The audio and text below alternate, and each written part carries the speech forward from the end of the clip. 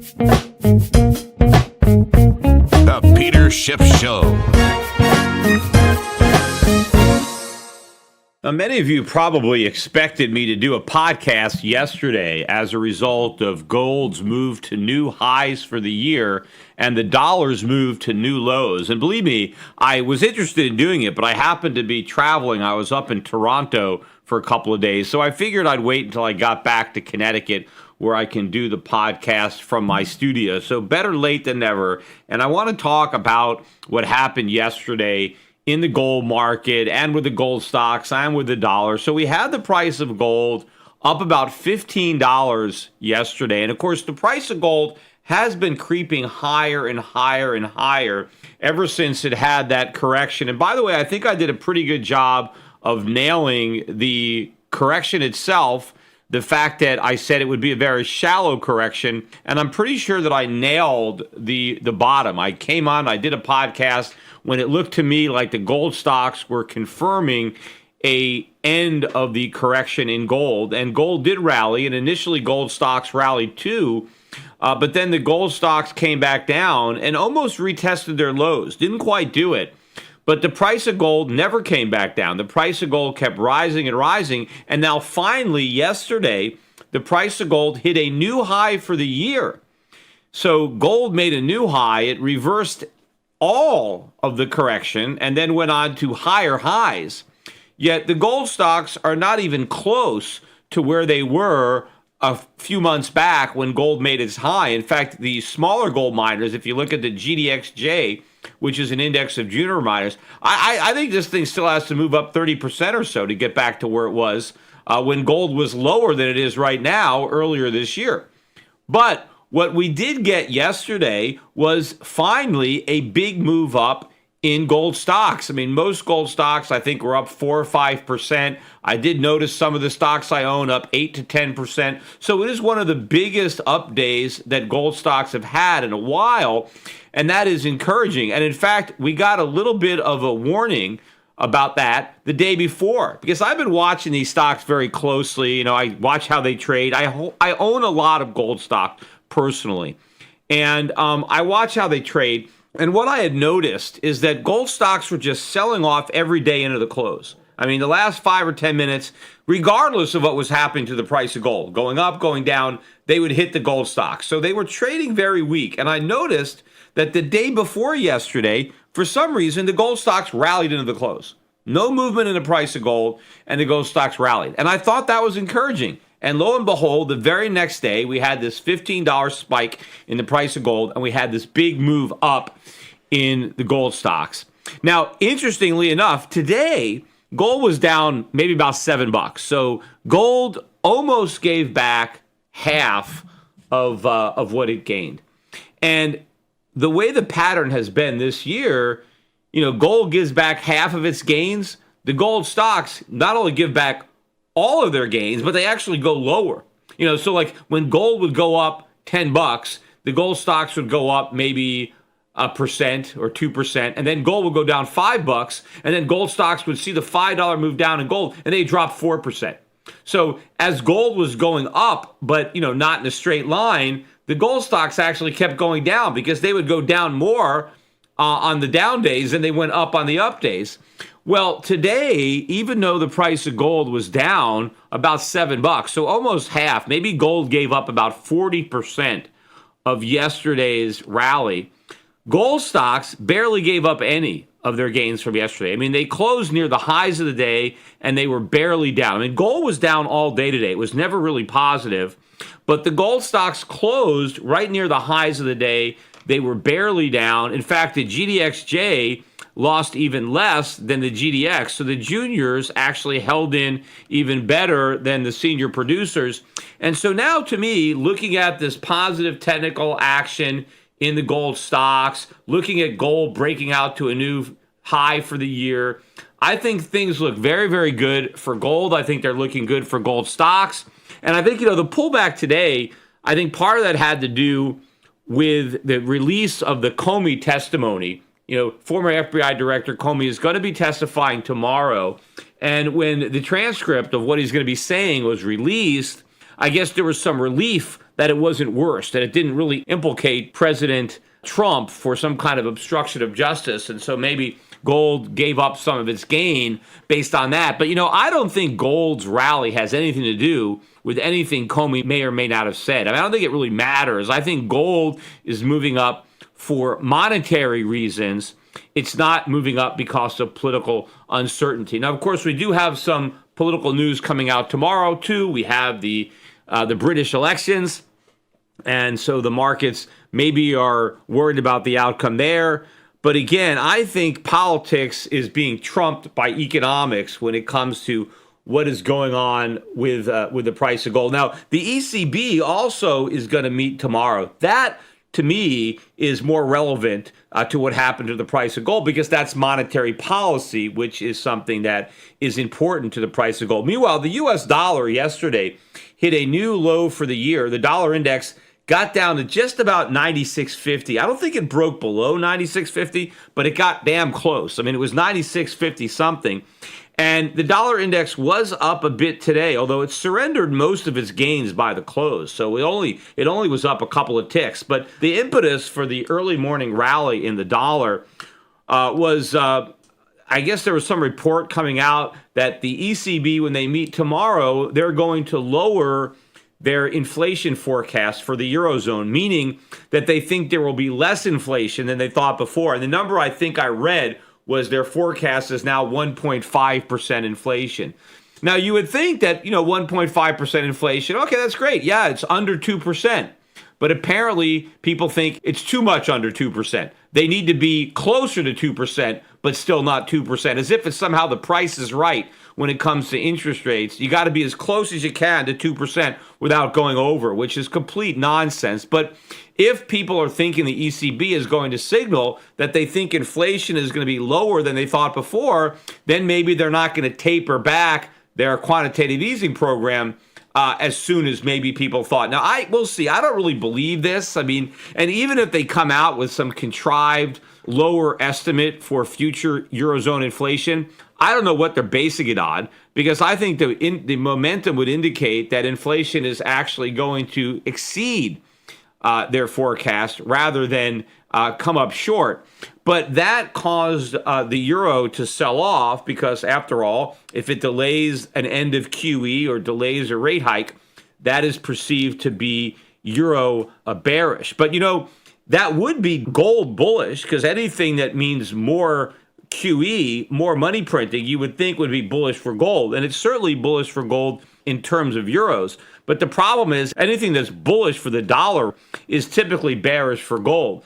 So the fact that people think the euro will be weaker as a result of a more dovish ECB when it comes to their inflation outlook, that was also weighing on the price of gold, because what's bearish for the euro by default is bullish for the dollar. But I think the markets are probably getting ahead of themselves. I see there's a lot of momentum now building in this long euro trade, and I think it's going to continue. So if I were a betting man, I'd be betting that regardless of what is said tomorrow by the ECB, I think the euro is headed higher and the dollar is headed lower. And I think the same thing with respect to the Comey testimony, the same thing with respect to the UK election. In fact, if anything, the uncertainty over some of these things is maybe holding back the markets from moving in the direction they're moving in anyway. So once we remove that uncertainty, it's kind of like unclogging a pipe, and now everything can flow where it wants to go. So I would want to come in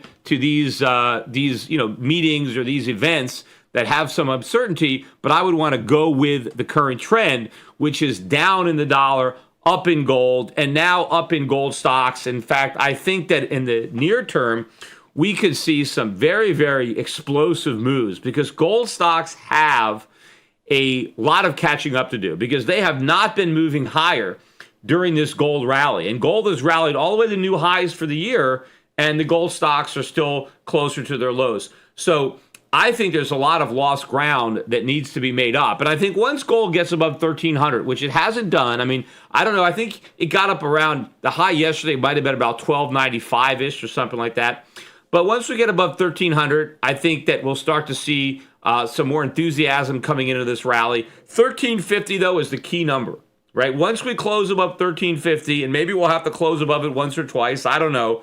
But I think once we get above there, I don't see any resistance until you hit the highs. So I think that the move could really explode. So you want to make sure you're on board. In fact, I read this article today. They had an interview with a former Fed governor, Coach Lakota. I think that's how to pronounce his name. And what Coach Lakota said is that he doesn't think the Fed should hike rates in June because he thinks the economy is not strong enough and we're really not at full employment. And in fact, not only does he think the Fed should not shrink its balance sheet, he thinks they should grow its balance sheet. And at least Coach Lakota is honest. He's wrong, but he's honest because, all these Fed guys think like Coach Lakota. Why does he think the Fed should not raise rates? And why does he think they should do more QE? Because if he's advocating a bigger balance sheet, he's saying the Fed should do another round of quantitative easing. Now, why does he say that? Because he believes that the Fed can actually stimulate a weak economy by printing money and buying bonds. I mean, he's a true Keynesian, and he believes in this nonsense. And I guess since he's no longer a Fed president, maybe he doesn't have to toe the line of just pretending everything is great, and he can say, yeah, everything is weak. Now, yes, he was one of the big doves when he was on the Fed, so who knows? Maybe he would be saying the same thing if he was still a voting member. But he's now maybe can speak more freely because believe me, all these guys at the Fed who have been data dependent, they see how awful the data is. In fact, they probably know it's even worse. They probably get data that we don't even know. And they are afraid to admit how weak the economy is. I mean, that's why they've raised rates, because the Fed is afraid if they don't raise rates, the market's going to think, oh my God, what do they know? Why didn't they raise rates? There must be a huge problem. They must be afraid of something. So they have to raise rates just to create the false illusion that they have confidence in the economy. Because if they don't raise rates, that's an admission that they don't have confidence in the economy. But obviously, Coach Lakota doesn't have confidence in the economy. That's why he wants QE4. That's why he wants the Fed not to raise rates. Now, he is wrong that we should cut rates and do QE4 because in the long run, that's part of the problem. That toxic medicine is why we're so sick.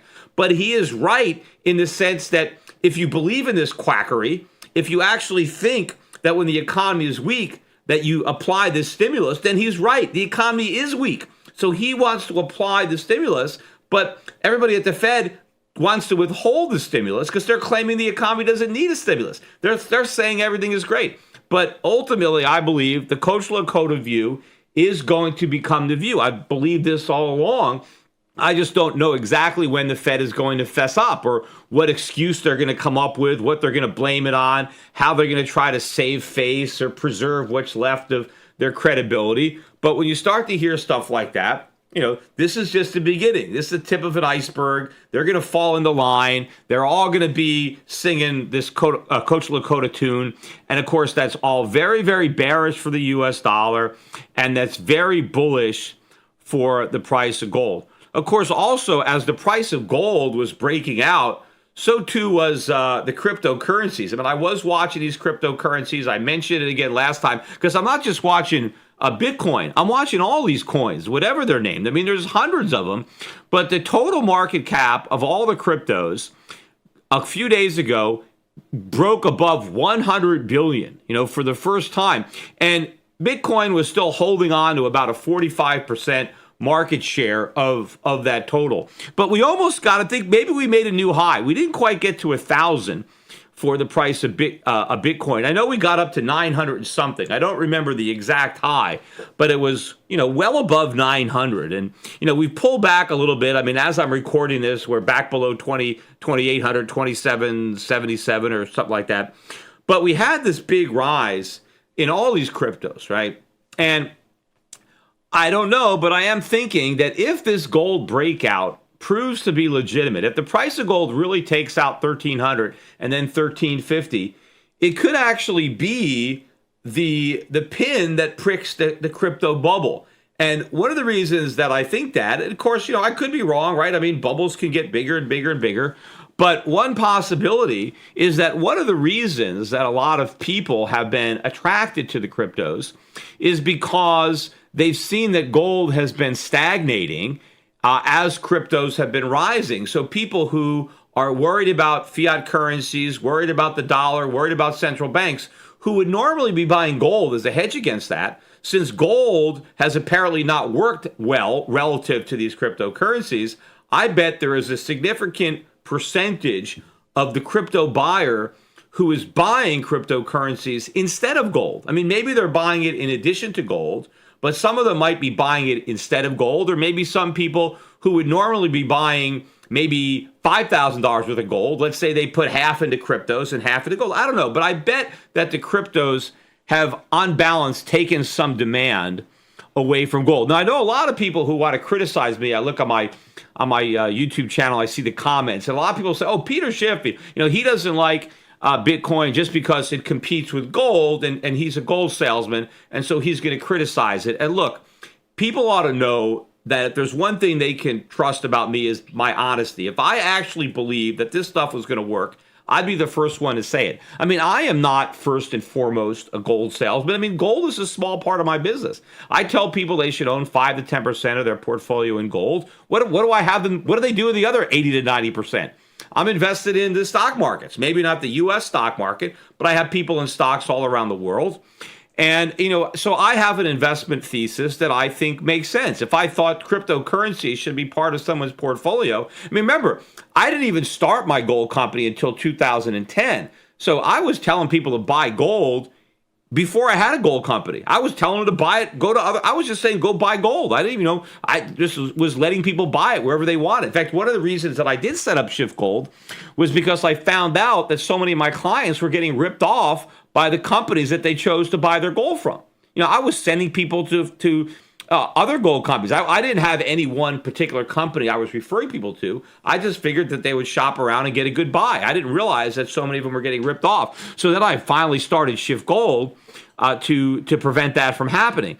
But, so my skepticism when it comes to Bitcoin is, look, it's the same with my skepticism. When I was skeptical of all the dot-com stocks in the 1990s, I was a stockbroker. Believe me, I could have made a lot more money if I bought all these dot-com stocks for my clients. And after all, that's what they wanted to buy. I had to spend all my time talking them out of it. So I always, my integrity is important, and I call them like I see them. You could disagree with the calls that I'm making, but you cannot criticize the integrity in what I'm doing. I'm not just saying one thing and doing the other. I'm telling people the truth. I don't have an ulterior motive. Yes, do I make money when people buy gold from me? Yes, I do. But if I thought that buying cryptocurrencies was better than gold, or certainly, as good, or it should be, I would basically be telling people, yeah, go put a few percent of your net worth there as well. I mean, I'm not going to alter that based on the fact that I have a gold business. But getting back to this line of thinking, if I'm right, and if a lot of people, who would otherwise have bought gold are buying cryptos, and let's say the price of gold all of a sudden skyrockets, starts to move up, 1350, it's moving up. Now, some people might think, you know what, I've got these big gains in my cryptocurrencies. Gold is now just starting to move. So let me take some of my profits in these cryptocurrencies and use them to buy some gold. Because now maybe gold's going to catch up. Maybe gold's going to have a big move. The cryptos move first, and gold and silver are going to move second. So let me take a little of my profits, not even dump all my cryptos. Let me just sell some of my cryptos, take some of that money, and buy some gold and silver, right? And let's say maybe 5% of the people who own Bitcoins, or 5% of the Bitcoins, or all the cryptocurrencies rather, not just Bitcoin, but let's say 5% of the market is up for sale because those people decided that now they want to jump on gold and silver because now they're going to catch up. The cryptos have already moved.